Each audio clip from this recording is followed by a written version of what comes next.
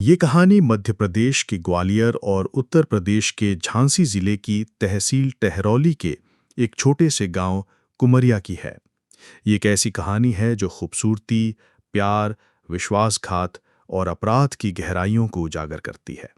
ये कहानी न केवल सस्पेंस से भरी है, बल्कि ये हमें ये भी सिखाती है कि सुंदरता और लालच इंसान को किस तरह गलत रास्तों पर ले जा सकते हैं।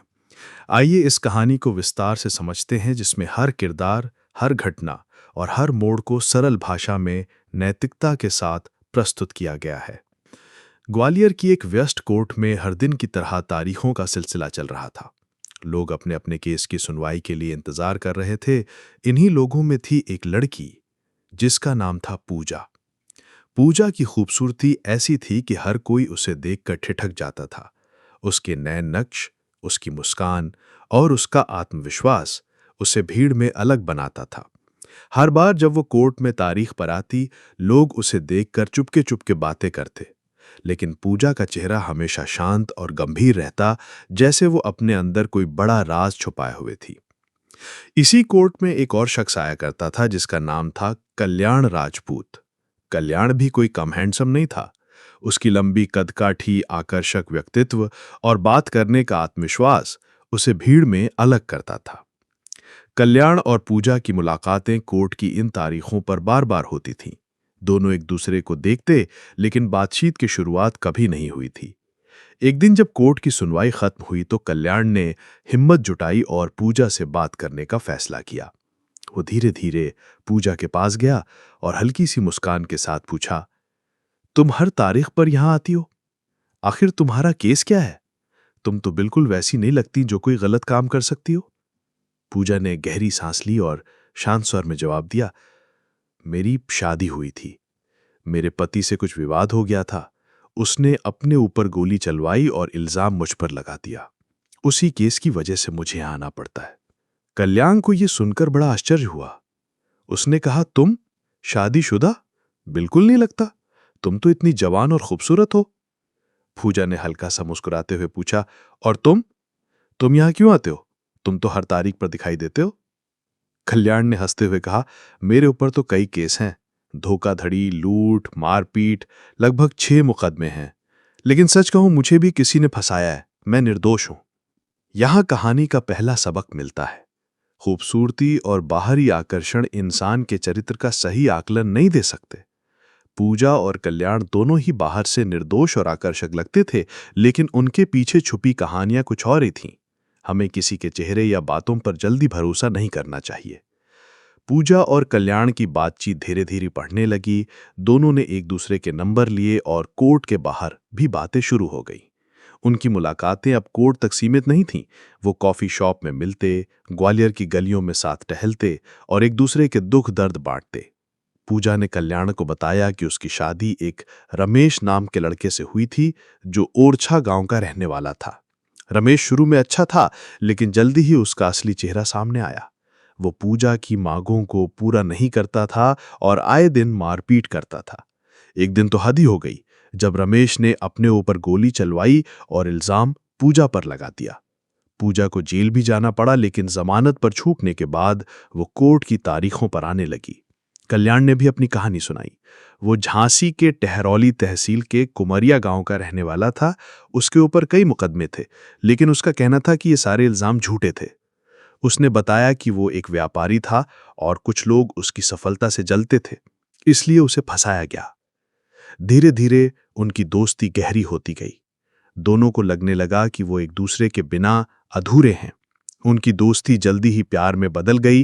पूजा और कल्याण ने फैसला किया कि अब वो साथ रहेंगे, चाहे कुछ भी हो जाए।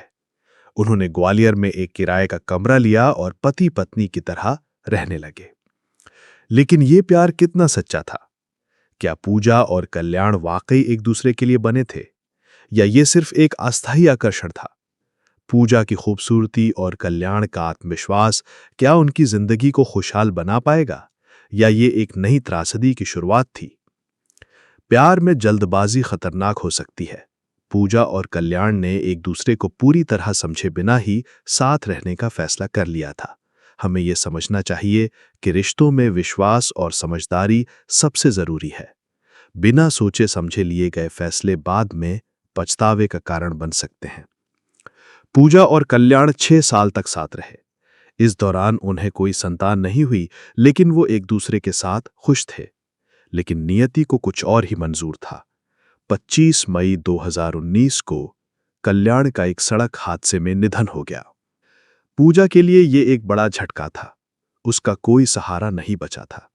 उसकी मां बचपन में ही गुजर गई थी और पिता की भी मृत्यु हो चुकी थी। अब वो अकेली थी। कल्याण के परिवार को जब इसकी खबर मिली तो वो भी सदमे में थे। कल्याण का बड़ा भाई संतोष और उसके पिता अजय प्रताप राजपूत ने पूजा को अपने घर में पनाह देने का फैसला किया। उन्होंने कहा, पूजा, तुम्हारी कोई माँ बाप नहीं है, तुम हमारे साथ रहो, हम तुम्हें बेटी की तरह रखेंगे। पूजा ने इस प्रस्ताव को स्वीकार कर लिया। कल्याण के परिवार ने उसे बिजना डिग्री कॉलेज में दाखिला दिलवाया और उसे घर की बेटे की तरह मानने लगे। लेकिन यहां से कहानी एक नया और खतरनाक मोड़ लेती है। क्या पूजा वाकई कल्याण के परिवार के साथ एक नई जिंदगी शुरू कर पाएगी, या उसकी खूबसूरती फिर से एक नई मुसीबत का कारण बनेगी? कभी कभी लोग दूसरों की मदद करने का दिखावा करते हैं, लेकिन उनके इरादे कुछ और होते हैं। हमें हमेशा सतर्क रहना चाहिए और लोगों के इरादों को समझने की कोशिश करनी चाहिए। नया रिश्ता, नई मुसीबत। कल्याण के परिवार में पूजा को बेटी की तरह अपनाया गया था, लेकिन धीरे धीरे कुछ और ही कहानी बनने लगी। संतोष, कल्याण का बड़ा भाई, पूजा की खूबसूरती से मोहित हो गया। वो उसके करीब आने लगा। दोनों के बीच नजदीकियां बढ़ीं और जल्द ही उनका रिश्ता शारीरिक स्तर तक पहुंच गया। इस बीच संतोष की पत्नी रागिनी को यह सब पता था, लेकिन वो चुप रही। शायद उसे लगता था कि ये एक अस्थायी आकर्षण है।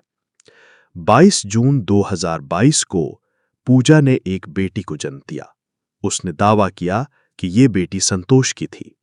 रागिनी ने इसे भी स्वीकार कर लिया, क्योंकि वो अपने पति को खोना नहीं चाहती थी। लेकिन जैसे जैसे समय बीता, संतोष का ध्यान रागिनी की तरफ कम और पूजा की तरफ ज्यादा होने लगा। वो पूजा की हर ख्वाहिश पूरी करता और रागिनी को धीरे धीरे उपेक्षित महसूस होने लगा। रागिनी ने आखिरकार तंग आकर अपने मायके जाने का फैसला किया। उसने संतोष से कहा कि वो तभी लौटेगी जब उसे उसका हक मिलेगा। इस बीच पूजा ने मौके का फायदा उठाया और संतोष और अजय से कहा कि उसे कल्याण की जमीन का आधा हिस्सा चाहिए, ताकि वो अपनी बेटी का भरण पोषण कर सके। संतोष और अजय इसके लिए तैयार हो गए, लेकिन अजय की पत्नी सुशीला देवी ने साफ मना कर दिया। सुशीला ने कहा कि मैं अपनी जमीन का एक टुकड़ा भी नहीं दूंगी। सुशीला का यह इनकार पूजा के लिए एक बड़ा झटका था। क्या पूजा इस हार को स्वीकार कर लेगी, या वो कोई खतरनाक कदम उठाएगी? लालच इंसान को अंधा कर देता है। पूजा की जमीन की चाहत उसे एक खतरनाक रास्ते पर ले जा रही थी। हमें यह समझना चाहिए कि लालच और जलन हमें गलत फैसले लेने के लिए मजबूर कर सकते हैं। सुशीला के इनकार ने पूजा को गुस्से से भर दिया। उसे लगने लगा कि सुशीला ही उसकी खुशियों के बीच सबसे बड़ी रुकावट है। उसने एक खतरनाक योजना बनाई। उसने अपनी बहन कमला और उसके प्रेमी अनिल को इस योजना में शामिल किया। पूजा ने कमला से कहा कि अगर तुम सुशीला की हत्या कर दोगी तो मैं तुम्हें जमीन का आधा हिस्सा दूंगी। 22 जून 2025 को पूजा ने अपनी बेटी का जन्मदिन मनाने का बहाना बनाया। उसने संतोष और अजय को ग्वालियर बुलाया। इस बीच सुशीला घर पर अकेली थी। कमला और अनिल ने मौके का फायदा उठाया। वे सुबह सुबह कुमरिया गांव पहुंचे। सुशीला उस समय पशुओं के लिए चारा इकट्ठा कर रही थी। अनिल ने सुशीला से कहा, मौसी जी, हम आपसे मिलने आए हैं। सुशीला खुश हो गई और उन्हें घर ले आई। उसने चाय बनाई, नमकीन बिस्किट परोसे, लेकिन जैसे ही सुशीला ने आधा कप चाय पी, कमला और अनिल ने उस पर हमला कर दिया। उन्होंने उसके मुंह में कपड़ा ठूसा, उसके हाथ पैर बांधे और उसे जहरीला इंजेक्शन दिया। इसके बाद उन्होंने उसका गला दबाकर उसकी हत्या कर दी। सुशीला तड़पती रही, लेकिन उसकी चीखें किसी ने नहीं सुनी। हत्या के बाद कमला और अनिल ने घर से पैसे और जेवरात चुराए और वहां से भाग गए। क्या पूजा, कमला और अनिल इस हत्या को छुपा पाएंगे या पुलिस इस गुनाह का पर्दाफाश कर देगी? अपराध कभी छुपता नहीं। चाहे कितनी भी चालाकी से काम किया जाए, सच हमेशा सामने आता है। पूजा ने अपनी खूबसूरती और चालाकी से कई लोगों को अपने जाल में फंसाया, लेकिन आखिर में उसका गुनाह सामने आ गया। हमें यह समझना चाहिए कि गलत रास्ते पर चलकर मिली सफलता कभी स्थायी नहीं होती। 24 जून 2025 की दोपहर को जब अजय अपनी पोती का जन्मदिन मनाकर घर लौटा, तो उसने देखा कि घर का दरवाजा बाहर से बंद था।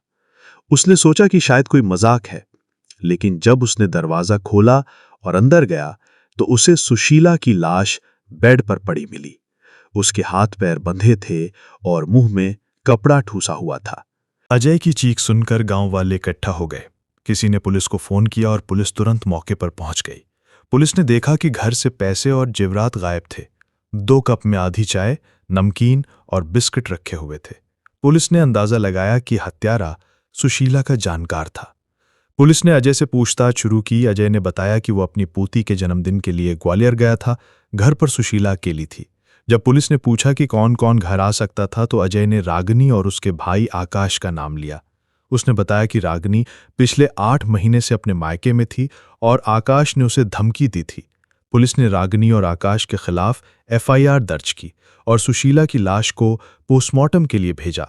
पोस्टमार्टम रिपोर्ट में पता चला कि सुशीला को नशीला इंजेक्शन दिया गया था और फिर उसका गला दबाकर हत्या की गई थी।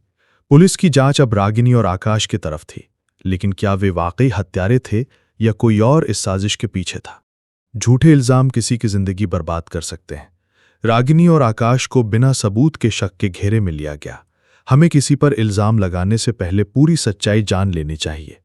पुलिस ने रागिनी और आकाश से पूछताछ की, लेकिन उन्हें कोई सबूत नहीं मिला। गांव वालों ने बताया कि 24 जून की सुबह एक महिला और पुरुष को सुशीला के घर जाते देखा गया था। पुलिस ने रागिनी से पूछा कि वो पिछले 8 महीने से मायके में क्यों थी। तब रागिनी ने सारी कहानी बताई। उसने कहा कि संतोष का पूजा के साथ अवैध संबंध था और उससे एक बेटी भी थी।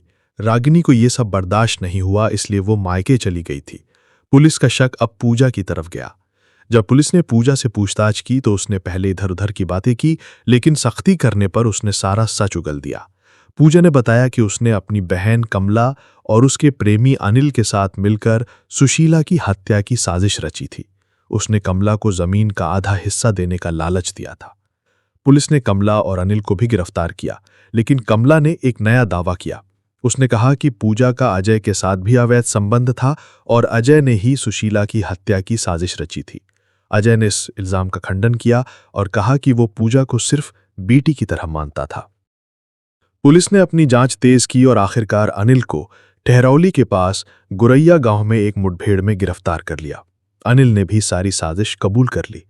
पूजा, कमला और अनिल की साजिश का पर्दाफाश हो गया, लेकिन क्या ये सच था कि पूजा के अजय के साथ भी संबंध थे या ये सिर्फ कमला का झूठ था? सच हमेशा सामने आता है। पूजा ने अपनी खूबसूरती और चालाकी से कई लोगों को अपने जाल में फंसाया, लेकिन आखिर में उसका गुनाह सामने आ गया। हमें यह समझना चाहिए कि गलत रास्ते पर चलकर मिली सफलता कभी स्थायी नहीं होती। पूजा, कमला और अनिल को जेल भेज दिया गया। सुशीला की हत्या की सजा उन्हें मिली, लेकिन इस कहानी ने कुमरिया गांव और आसपास के लोगों को झकझोर दिया। पूजा की खूबसूरती जो कभी उसकी ताकत थी, वही उसका अभिशाप बन गई। उसकी खूबसूरती ने कई लोगों को मोहित किया, लेकिन उसने इसका गलत इस्तेमाल किया। इस कहानी से हमें कई सबक मिलते हैं। पहला, खूबसूरती का गलत इस्तेमाल। खूबसूरती एक वरदान है, लेकिन इसका गलत इस्तेमाल इंसान को गलत रास्ते पर ले जा सकता है। दूसरा, लालच का परिणाम। पूजा का लालच उसे और दूसरों को बर्बादी की ओर ले गया। हमें अपने लालच पर काबू रखना चाहिए। तीसरा, विश्वासघात का दुख। पूजा ने कल्याण के परिवार का विश्वास तोड़ा, जिसके कारण एक मासूम महिला की जान चली गई। चौथा, सच की जीत। चाहे कितनी भी चालाकी की जाए, सच हमेशा सामने आता है। ये कहानी हमें सिखाती है कि जिंदगी में सही रास्ते पर चलना कितना जरूरी है। खूबसूरती, पैसा या रिश्ते हमें तभी सुख दे सकते हैं जब हम उनका सही इस्तेमाल करें। पूजा की कहानी एक चेतावनी है कि गलत रास्ते पर चलने की कीमत बहुत भारी हो सकती है। जय हिंद, जय भारत।